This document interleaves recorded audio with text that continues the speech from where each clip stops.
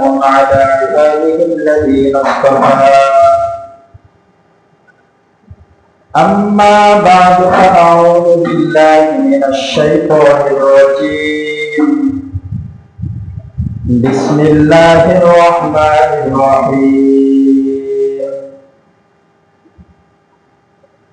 ولنبلونكم بشيء من الخوف والجوع ونقص من الأموال والأنفس والثمرات وبشر الصابرين الذين إذا أصابتهم مصيبة قالوا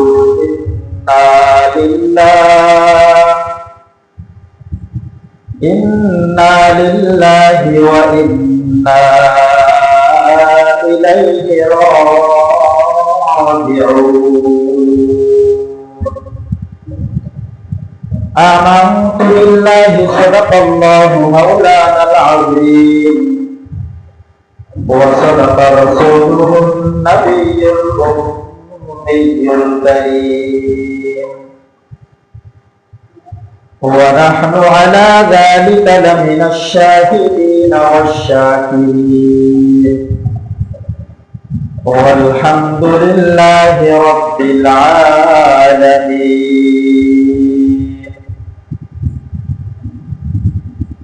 محمد آكل كفر کو مٹایا محمد نے آکر کفر کو مٹایا کفر کو مٹایا کر صداقت کو بتایا بدرگا بکمالہ کشف الدجا بجمالہ حسنت جميع خصالہ صلوا علیہ وآلہ الحمدللہ আল্লাহ পাক রব্বুল আলামিনের দরবারে আমরা শুকরিয়া আদায় করছি যে মহান রব্বুল আলামিন আমাদেরকে আজকে পবিত্র শুক্রবার জুমার নামাজের দিন তার পবিত্র ঘর মসজিদে আসার জন্য তৌফিক দান করেছেন। এজন্য আমরা দিল থেকে শুকরিয়া আদায় করে বলি আলহামদুলিল্লাহ। সম্মানিত উপস্থিতি, আমরা সকলেই জানি এই পৃথিবীর মধ্যে আল্লাহ পাক রব্বুল আলামিনের কাছে সবচাইতে প্রিয় স্থান হচ্ছে আল্লাহ রাব্বুল আলামিনের ঘর মসজিদ। কথা ঠিক কিনা? পক্ষান্তরে এই পৃথিবীতে আল্লাহর কাছে সবচাইতে নিকৃষ্টতম স্থান হচ্ছে বাজার। হাদিস শরীফের মধ্যে রাসূল করিম সাল্লাল্লাহু আলাইহি ওয়াসাল্লাম বলেন, আহাব্বুল বিলাদি ইলাল্লাহি মাসাজিদুহা ওয়া আবগাদুল বিলাদি ইলাল্লাহি আসওয়াকুহা। পৃথিবীর মধ্যে আল্লাহর কাছে সবচেয়ে প্রিয় স্থান হলো আল্লাহর ঘর মসজিদ এবং অপ্রিয় স্থান হলো, নিকৃষ্টতম স্থান হলো বাজার। সবাই বলেন নাউযুবিল্লাহ। আল্লাহ রাব্বুল আলামিন এই মুহূর্তে আজকে পবিত্র জুমার দিন আল্লাহ তাআলা আমাদেরকে নিয়ে এসেছেন তার মনোনীত ঘর, প্রিয় ঘর, পছন্দের ঘর মসজিদ। সকলেই বলি সুবহানাল্লাহ। এটা কার মেহেরবানিতে হয়েছে? আল্লাহ তাআলার মেহেরবানিতে হয়েছে। বর্তমান এই মুহূর্তেও আজকে জুমার নামাজের আযান হয়ে গিয়েছে। অনেক মানুষ এখনো তাদের ব্যস্ততায় দুনিয়াবী কার্যক্রমে লিপ্ত আছে না নাই? এখনো আসতে পারেনি।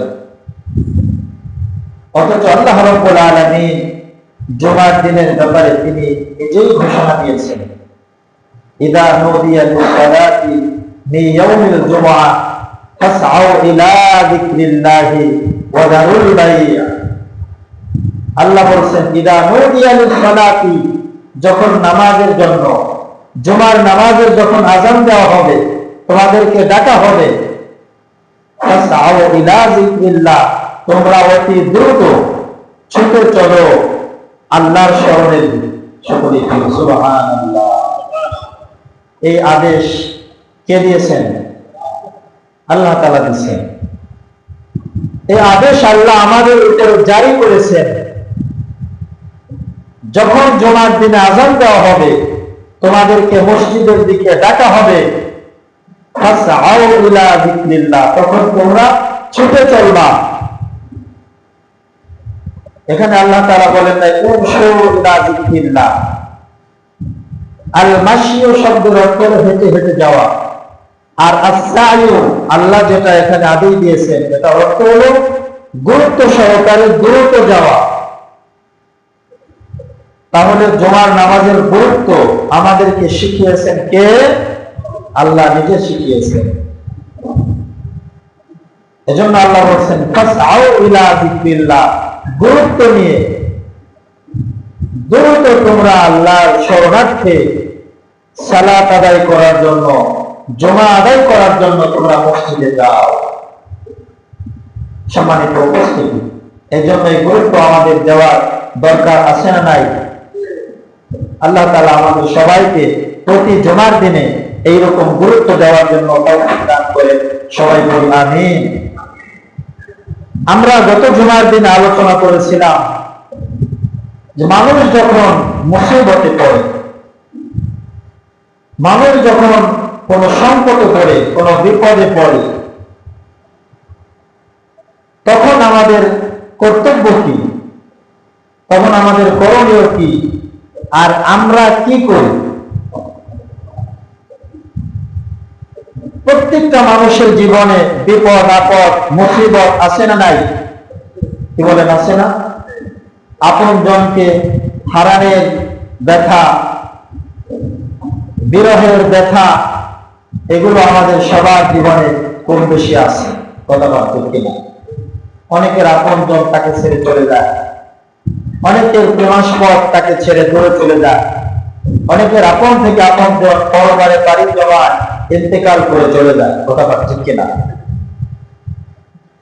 তো আমাদের মনের বেদনা, শরীরের অসুস্থতা, প্রিয়জনকে হারানোর ব্যথা এবং সম্পদের ক্ষয়ক্ষতি ইত্যাদি, এই সব কিছু মিলে আমাদের জীবনের সাথে একটা অতপ্রত সম্পর্ক রয়েছে। কথা ঠিক কিনা? বিপদে আপদে মুসিবতে আমরা সবাই কম বেশি গ্রেফতার হব। অনেক সময় দেখা যায় আমি নিজে অসুস্থ, অনেক সময় দেখা যায় আমার সন্তান অসুস্থ, অনেক সময় দেখা যায় আমার প্রিয়জন, প্রিয়তমা স্ত্রী অসুস্থ, বাবা অসুস্থ, মা অসুস্থ, বন্ধু বান্ধব অসুস্থ। কথা ঠিক কিনা? অসুস্থতার বিছনায় দেখা যায় অনেকেই কাতর হয়ে যায়, আমরা গড়াগড়ি খাই, এদিক সেদিক করি। কথা ঠিক কিনা? সম্পদের ক্ষয়ক্ষতি হয়, অনেকেই অ্যাক্সিডেন্ট হয়। কথা ঠিক কিনা? এই যে বিপদ আমাদেরকে ছয়, আমাদেরকে ধরে, এই বিপদে আমরা কি করি আর আল্লাহ তাআলা আমাদেরকে কি নির্দেশ দিয়েছেন, এই ব্যাপারে আমরা সূরাতুল বাকারা থেকে 155 এবং 156 নম্বর আয়াতের মধ্যে আল্লাহ আমাদেরকে যে দিক নির্দেশনা দিয়েছেন আমরা আজকে শ্রবণ করার চেষ্টা করব। সকলেই করি ইনশাআল্লাহ। তো আমরা যেহেতু কেউ এই বিপদ আপদ থেকে, মুসিবত থেকে আমরা কেউ এর থেকে আলাদা নয়, এজন্য আমাদের সবার জন্য এটা গুরুত্বপূর্ণ। কথাবার্তা কিনা? যদি আমরা এটার সঠিক ব্যবহার করতে পারি তাহলে আমাদের জীবনে সওয়াব দান করবেন কে? আর যদি আমরা বিপদে আপদে ধৈর্য ধারণ করতে না পারি তাহলে আমাদের জীবনে গুনাহ আছে না নাই? অবশ্যই আছে। এজন্য রব্বুল আলামিন বললেন وإذا أصابتهم مصيبة قالوا إنا لله وإنا إليه راجعون আল্লাহ তাআলা বলেন, যখন তোমরা কোনো মুসিবতে আক্রান্ত হও তখন তোমরা বলবা ইন্না লিল্লাহি ওয়া ইন্না ইলাইহি রাজিউন, নিশ্চয় আমরা সকলেই আল্লাহর, ওয়া ইন্না ইলাইহি রাজিউন, আর আমরা সকলেই তো একটা সময় আল্লাহর কাছে প্রত্যাবর্তন করব। কথা বলতে কিনা? এই যে আয়াত, এই আয়াতের সঙ্গে আমাদের সবার পরিচয় আছে না নাই? ইন্না লিল্লাহি ওয়া ইন্না ইলাইহি রাজিউন আমরা সবাই পড়ি। যখন মানুষ মারা যায়, আমরা যখন সংবাদ শুনি, তখন আমরা কি করি? ইন্না লিল্লাহি ওয়া ইন্না ইলাইহি রাজিউন। এর অর্থ হলো নিশ্চয়ই আমরা সবাই আল্লাহর, কার? ওয়া ইন্না ইলাইহি রাজিউন, আর আমরা সবাই আল্লাহর কাছে প্রত্যাবর্তন করব। আল্লাহর কাছে প্রত্যাবর্তন করা ছাড়া আমাদের কারো কোনো রেহাই নাই, আছে নাকি? কেউ আমরা বাঁচতে পারবো না আল্লাহর কাছে যাওয়া ছাড়া। এজন্য এই আয়াতের মধ্যে আমরা প্রথম স্বীকারোক্তি দিয়েছি যে আমরা সবাই আল্লাহর। সবাই কার? আল্লাহ। সবাই আমরা আল্লাহর মালিকানাধীন। আমাদের সবার উপরে আল্লাহর ক্ষমতা চলে। কথা বলছে কিনা? তো যেহেতু সবার উপর আল্লাহ তাআলার ক্ষমতা চলে, এজন্য আল্লাহর সিদ্ধান্ত মেনে নেওয়াটাই আমাদের জন্য কর্তব্য। কথা বলছে কিনা? এবং আল্লাহ রাব্বুল আলামিনের যেহেতু আমরা সবাই, এবং বুঝতে হবে, বিশ্বাস করতে হবে আল্লাহ হয়তো আমাদের ব্যাপারে কোনো ভালো সিদ্ধান্ত করবে। আল্লাহ সম্পর্কে আমাদের সুধারণা থাকতে হবে যে আল্লাহ তাআলা আমার জন্য যেটা করবেন এটা হয়তো আমার জন্য কল্যাণকর। কথা বলছে কিনা? নগদে আমার বুঝে আসুক চাই না আসুক, আল্লাহ যে ফয়সালা আমার জন্য করবে সেটা কল্যাণকর হবে। কথা বলছে কিনা? এবং আমরা সবাই আয়াতের দ্বিতীয় অংশে আল্লাহ তাআলা বলেন ওয়া ইন্না ইলাইহি রাজিউন, আমরা সবাই আল্লাহর কাছে ফিরে যাব। যেহেতু আল্লাহর কাছে ফিরে যাব, সেহেতু আমাদের একটা জবাবদিহিতা আছে, আছে না নাই? আমাদের প্রত্যেকেরই একটা জবাবদিহিতা আছে। কথা বলতো কিনা? জবাব না দিয়ে আমরা কেউ কি পার পাবো? কেউ আমরা পার পাবো না। এজন্য আমাদের একটা বাধ্যবাধকতা আছে, শরীয়তের কাছে, ইসলামের কাছে আমাদের একটা বাধ্যবাধকতা আছে। এজন্য আল্লাহ তাআলা বলছেন যে আল্লাযীনা ইযা আসাবাতহুম মুসিবাতুন ক্বালু ইন্না লিল্লাহি ওয়া ইন্না ইলাইহি রাজিউন, তোমরা যখন কোন মুসিবতে পড়বা তখন তোমরা পড়বা ইন্না লিল্লাহ, আমরা সবাই আল্লাহ। সবাই কার? আল্লাহ। এবং সবাইকে আল্লাহর কাছে ফিরে যেতে হবে। এই কথাটা বলে অন্তরে একটা বিশ্বাস স্থাপন করতে হবে যে আমরা যাদেরকে হারিয়ে ফেলতেছি, অনেক মানুষ আপনজনকে হারায়, বাবাকে হারায়, মাকে হারায়। কথা বলতে কিনা? একজন মুমিন যখন বাবাকে হারাবে, একজন মুমিন যখন মাকে হারাবে, একজন মুমিন যখন আপন থেকে আপনজনকে হারাবে, সে তখন বলবে ইন্না ইলাইহি রাজিউন, আমরা সবাই তো আল্লাহর কাছে যাইতেছি। যখন আপনার মধ্যে আমার মধ্যে বিশ্বাস স্থাপিত হয়ে যাবে যে আমরা সবাই আল্লাহর কাছে যাব, এর অর্থ হলো আপনজন 2 দিন আগে গেছে, আমি 2 দিন পরে যাব। কথা মানতে কিনা? কারো যাওয়া 2 দিন আগে হবে, কারো যাওয়া 2 দিন পরে হবে। তবে একটা কথা আমাদের সবার বিশ্বাস করতে হবে, ওই পরপারে যাওয়া থেকে আমরা কেউ রেহাই পাবো না। আগে হোক বা পরে হোক সবাইকে পরপারে দেখতে হবে, সবার সাথে সেখানে সাক্ষাৎ হবে। তবে এখানে কথা হলো, যাওয়াটা যদি আমার ভালো হয়, আমার স্বজনের যাওয়াটা যদি ভালো হয়, তাহলে আমাদের সাক্ষাৎ হবে জান্নাতে। সাক্ষাৎ হবে কোথায়? আর যদি আমার আপনার যাওয়াটা ভালো না হয়, আমার আপনজনের যাওয়াটা যদি ভালো না হয়, তাহলে আমার আপনার সাক্ষাৎ হবে জাহান্নামে। সবাই বলুন নাউযুবিল্লাহ। এজন্য আমরা সকলেই চাই আমাদের সাক্ষাৎ হয়ে যাক জান্নাতের মধ্যে। রব্বুল আলামিন বলেন, ইন্নাল্লাযীনা আমানু ওয়া আমিলুস সালিহাত, নিশ্চয় যারা ঈমান আনবে এবং নেক কাজ করবে, কানাত লাহুম জান্নাতুল ফিরদাউস, তাদের জন্য জান্নাতুল ফিরদাউসে আল্লাহ রাব্বুল আলামিন মেহমানদারির ব্যবস্থা রেখে দিয়েছে। সুবহানাল্লাহ। এজন্য আমাদের যাওয়াটাকে ভালো করতে হবে। আল্লাহ রাব্বুল আলামিন বলেন, এজন্য বান্দা তোমার যাওয়াটাকে ভালো করার জন্য আমি রব্বুল আলামিন তোমাকে যে দিক নির্দেশনা দিয়েছি, এই দিক নির্দেশনা মোতাবেক তোমাকে চলতে হবে। وَلَنَبْلُوَنَّكُمْ بِشَيْءٍ مِّنَ الْخَوْفِ وَالْجُوعِ وَنَقْصٍ مِّنَ الْأَمْوَالِ وَالْأَنفُسِ وَالثَّمَرَاتِ وَبَشِّرِ الصَّابِرِينَ। আল্লাহ রাব্বুল আলামিন বলেন, লানাবলুওয়ান্নাকুম, বান্দা আমি তোমাদের সবাইকে পরীক্ষা নিব। পরীক্ষা সবাইকেই নিব। পরীক্ষা দেওয়া থেকে তোমরা কেউ বাঁচতে পারবা না, তোমরা কেউ রেহাই পাবা না বান্দা। আমরা কেউ পরীক্ষা থেকে বাঁচতে পারবো? সবাইকে পরীক্ষা দেওয়া লাগবে। আল্লাহ বলেন, বিশাইইম মিনাল খাউফি ওয়াল জুই, আমি আল্লাহ তোমাদেরকে ভয় দিব, ভয় দিয়ে দিয়ে তোমাদেরকে আমি পরীক্ষা করব। ওয়াল জুই, আমি আল্লাহ তোমাদেরকে ক্ষুধা দিব। ক্ষুধার অর্থ হলো আর্থিক সংকটে তোমাদের অনেককে আমি ফেলে দিব। অনেকেই আছে দেখেন না, আর্থিক সংকটে আছে না নাই? আর্থিক সংকটে থাকা, রুজি রোজগারের অভাব হওয়া, এটাও কিন্তু আল্লাহর পক্ষ থেকে একটা পরীক্ষা। কথা বলতে কিনা? আবার অনেকের আর্থিক অবস্থা খুব ভালো, কিন্তু আল্লাহ তার থেকে পরীক্ষা নেন মিনাল খাউফি, ভয় দিয়ে। কি দিয়ে? দেখবেন যাদের আর্থিক অবস্থা অনেক ভালো, তারা কিন্তু স্বাভাবিক আমাদের মতো জীবন যাপন করতে পারে না। কথা বলতে কিনা?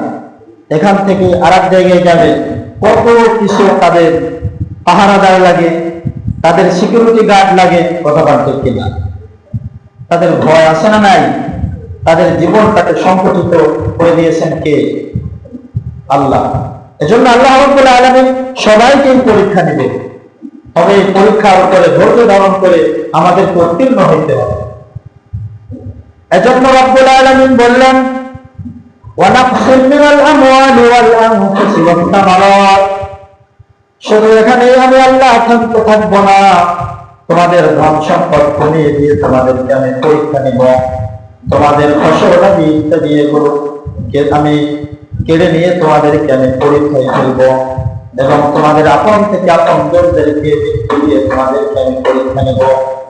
সুতরাং এই পরীক্ষাগুলোতে বান্দা তুমি যদি সবর করতে পারো, তাহলে আল্লাহ বলেন ওয়াবাশশিরিস সাবিরিন, তাহলে শুভ সংবাদ রয়েছে যারা ধৈর্য ধারণ করবে তাদের জন্য।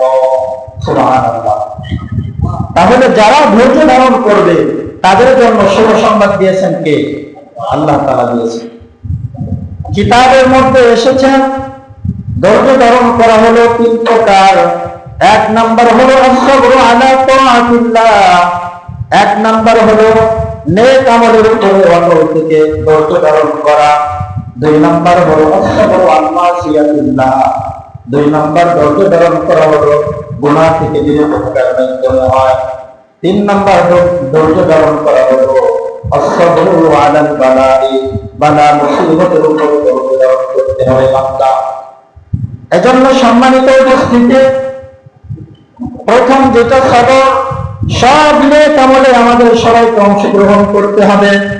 হাদিসের মধ্যে এসেছে নবী করিম সাল্লাল্লাহু আলাইহি ওয়াসাল্লাম বলেন, নামাজ হলো ধৈর্যের সবচেয়ে বড় একটা উপমা। কথা বলতে কিনা? যখন বান্দা সময় হবে দুনিয়ার সব কাজ কর্ম ফেলে রেখে আল্লাহর সামনে তোমাকে দাঁড়িয়ে যেতে হবে, তুমি যদি তোমার কাজ কর্ম থেকে ফারেগ হয়ে আল্লাহর সামনে হাজিরা দেওয়ার জন্য দাঁড়িয়ে যাও, তাহলে এটা হবে তোমার ধৈর্য ধারণ করা প্রথম পরীক্ষায় তুমি উত্তীর্ণ হয়ে গেলাম। এরপরে যখন আল্লাহ তাআলা তোমাকে নির্দেশ দেয় যাকাত দিতে হবে, খরচ করতে হবে, ঈমান ঠিক করতে হবে। বান্দা এগুলো যখন তুমি করবা, তোমার মনে চায় এগুলো থেকে বিরত থাকার জন্য, কিন্তু আল্লাহ তাআলা আদেশ দিয়েছে, এই জন্য মন চাই জীবন না করে তুমি আল্লাহর আদেশের প্রতি যখন মনোনিবেশ করলা, তুমি ধৈর্য ধারণ করা প্রথম নম্বর ধাপে তুমি উত্তীর্ণ হয়ে গেলা। এরপরে রব্বুল আলামিন মানুষকে পরীক্ষা নেবেন, আল্লাহর যে নাফরমানিগুলো আছে তার থেকে বান্দা তোমাকে বিরত থাকতে হবে। সুদ খাওয়া ভালো লাগে, ঘুষ খাওয়া ভালো লাগে, জিনা করতে ভালো লাগে, মিথ্যা কথা বলতে ভালো লাগে, জুলুম করতে ভালো লাগে, অন্যায় করতে ভালো লাগে, অপরাধ করতে ভালো লাগে। বান্দা তুমি যখন ধৈর্য ধারণ করবা, নফসের বিরোধিতা করে তুমি যখন এইগুলো থেকে বিরত থাকবা, তুমি যদি এই কাজটা করতে পারো, তাহলে তুমি ধৈর্য ধারণ করার 2 নম্বর ধাপে উত্তীর্ণ হয়ে গেলা। সকলেই বলুন সুবহানাল্লাহ। এরপরে বান্দা আসসাবরু আলাল বালাই 3 নম্বর প্রকার হলো, আল্লাহ রাব্বুল আলামিন দুনিয়াতে চলাচল অবস্থায় তোমাকে মাঝে মধ্যে পরীক্ষার মধ্যে ফেলবেন। মাঝে মধ্যে তুমি নিজে অসুস্থ হয়ে যাবা, তোমার সন্তানটা অসুস্থ হয়ে যাবে, বিবি অসুস্থ হবে, আপন থেকে আপনজন হারিয়ে যাবেন, তোমার ধন সম্পদ নষ্ট হয়ে যাবে, ফসলগুলো নষ্ট হয়ে যাবে। বান্দা এই সকল বিপদ আপদে যদি তুমি পড়ো, এই ক্ষেত্রে তোমার কর্তব্য হলো আল্লাহর ফয়সালার উপর রাজি থেকে তোমাকে ধৈর্য ধারণ করতে হবে। তুমি যদি ধৈর্য ধারণ করতে পারো, তাহলে তুমি সবরের 3য় ধাপে উত্তীর্ণ হয়ে গেলা। এজন্য রব্বুল আলামিন বলেন, তোমাকে আল্লাহর ইবাদতের উপরে ধৈর্য ধারণ করতে হবে, এরপরে গুনাহ থেকে বিরত থেকে ধৈর্য ধারণ করতে হবে, এরপরে তোমার জীবন চলার পথে যত বিপদ আসবে এইগুলোর উপরে তোমাকে ধৈর্য ধারণ করতে হবে। বান্দারে তুমি যদি ধৈর্য ধারণ করতে পারো, আল্লাহ তাআলা বলেন, ইন্নামা ইউওয়াফাস সাবিরুনা আজরাহুম বিগাইরি হিসাব।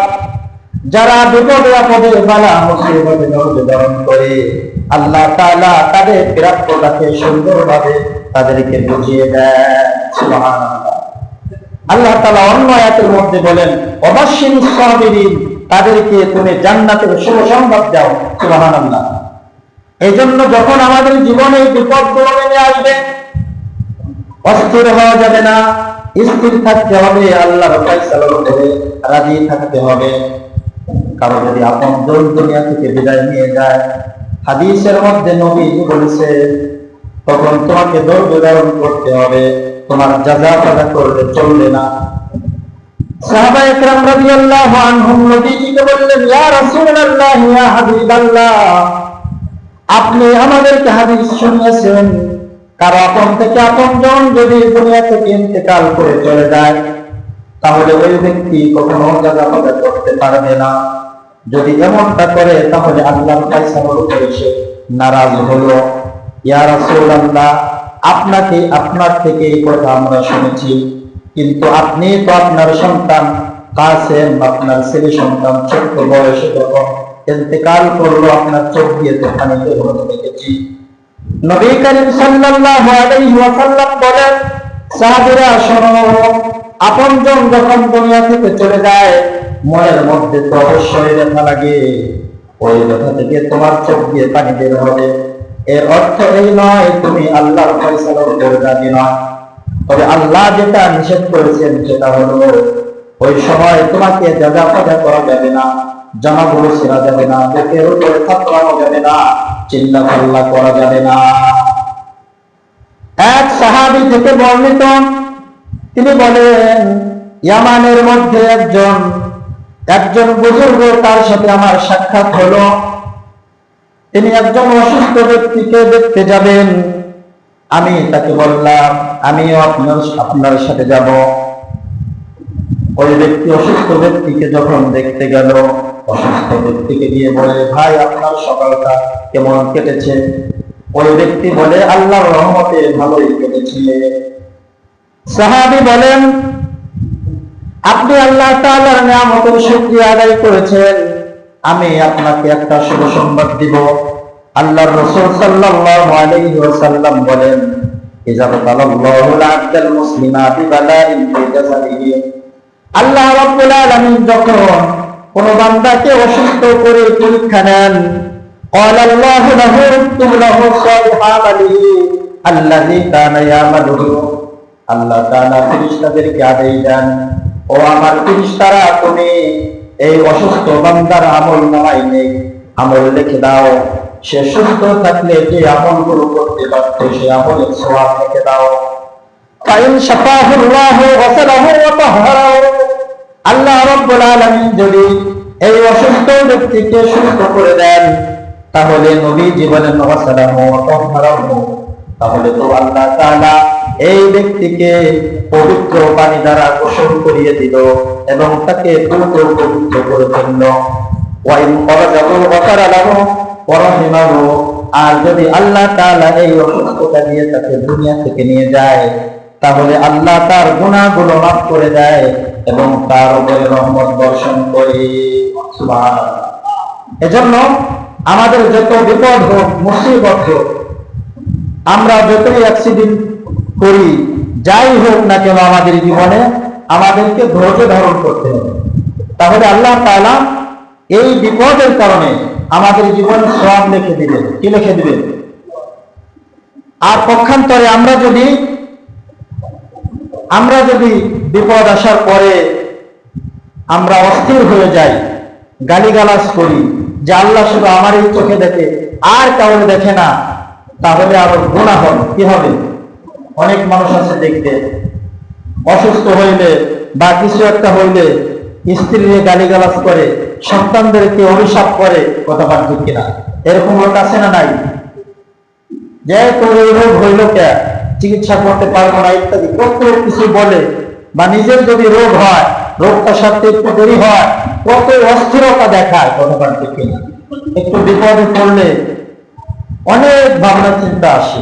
আল্লাহ তাআলা তো বলছেন সব কিছু আমার পক্ষ থেকে পরীক্ষা, এইগুলো আসলে তোমাদের এত বিচলিত হওয়ার কোনো দরকার নাই, শেষ পরিণাম তো আমি আল্লাহর হাতে, কথা বল ঠিক কিনা? এই জন্য আমাদের কেউ যদি অসুস্থ হয়, এটা বলা যাবে না ওর ওই কর্মের ফল, বইকে দেখুন এখন কি অবস্থা হয়, ওর তো এত ভালো, তাইলে এই রোগে আক্রান্ত কেন হইল, আমরা বিভিন্ন মন্তব্য করি, কথা বল ঠিক কিনা? সাহাবা ইকরাম রাদিয়াল্লাহু আনহুম অনেকে অসুস্থ হয়ে মারা গেছেন না? আল্লাহ রাসূল সাল্লাল্লাহু আলাইহি ওয়াসাল্লাম বলেছেন, আল মাবতুনু শাহীদ, যারা পেটের রোগ হয়ে মারা যাবে, পেটের রোগ, তারা শহীদ। যারা আকস্মিক ভাবে মারা যাবে, পাথর চাপা খেয়ে মারা যাবে, ছাদ ভেঙে পড়ে মারা যাবে, গাড়ির তলে পড়ে মারা যাবে, যারা পানিতে ডুবে মারা যাবে, গাড়ির চাপা খেয়ে যারা মারা যাবে, শুহাদা, তারা সবাই শহীদ। সুবহানাল্লাহ। এজন্য এখানে বিরূপ মন্তব্য করা যাবে না। এখানে আমাদের শিক্ষা হলো এগুলো সব আল্লাহর পক্ষ থেকে হয়। তাকদীর লিখে দিয়েছেন কে? আল্লাহ তাআলা লিখে দিয়েছেন। এগুলো হচ্ছে পরীক্ষা। তবে আমার আপনার এখানে কর্তব্য এবং দায়িত্ব হলো, নিজের উপরে যদি মুসিবত আসে তাহলে ধৈর্য ধারণ করতে হবে। ধৈর্যের কিন্তু শেষ নাই। আল্লাহর নবী, একজন নবী ছিলেন হযরত আইয়ুব আলাইহিস সালাম, নাম শুনছেন আপনারা? কত বড় বিপদে পড়েছিলেন, আল্লাহু আকবার। তিনি ছিলেন একজন স্বাবলম্বী নবী, স্ত্রী ছিল অনেকগুলো, সুন্দর সুন্দরী স্ত্রী ছিল অনেক, সন্তান আদি ছিল অনেক, ধন সম্পদ ছিল তার অনেক। আল্লাহ তাআলা তাকে পরীক্ষা নেওয়ার জন্য স্ত্রীগুলোকে সরাই দিলেন, সন্তানগুলোকে সরাই দিলেন, সহায় সম্বল সব সরাই দিলেন, নিঃস্ব হয়ে গেলেন। শুধু এখানেই ক্ষান্ত নয়, আল্লাহ তাআলা তাকে অসুস্থতা দিলেন, রোগ দিলেন। রোগ হতে হতে তার শরীর পুরাটা পোকায় খেয়ে ফেলল। আল্লাহু আকবার। এমনকি কিতাবের মধ্যে এসেছে তার জিহ্বায় পোকা ধরে ফেলল। এরপরে তিনি মুখ খুলছিলেন, আয় আল্লাহ, এতদিন আমার জিহ্বাটা ভালো ছিল, যে জিহ্বা দিয়ে আমি তোমার জিকির করতাম, আল্লাহু আল্লাহ রব্বুল আলামিন আজকে থেকে আমার জিহ্বাটাও পোকায় খেয়ে ফেললো। আয় আল্লাহ, এখন আমি কি দিয়ে তোমার জিকির করব? সবাই বলেন আল্লাহু আকবার।